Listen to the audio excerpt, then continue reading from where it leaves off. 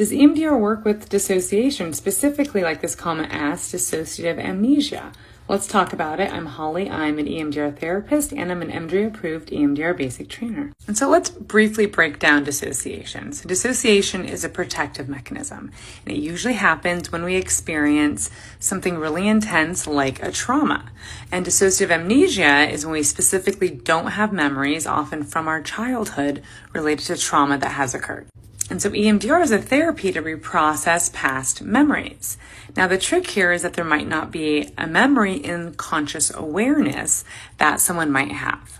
And so when we're working with dissociation, especially high levels of dissociation, dissociative amnesia, we cannot be only using EMDR therapy, and this is where EMDR therapists get it wrong, is that they're not trained in other modalities to help when this stuff is happening. And when clients are experiencing this, we need to be using as therapists, and it doesn't matter what type of therapy you do.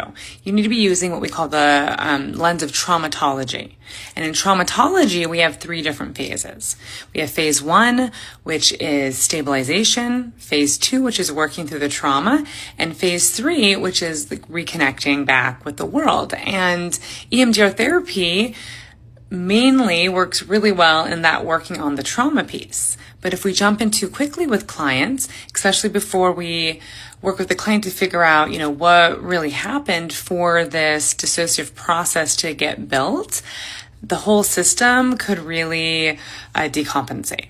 And so this is where we're going to use other therapies that pair well with EMDR for this first phase of traumatology. So I personally use ego state therapy, and that's where I'm going to do really a deep dive into exploration of parts of self.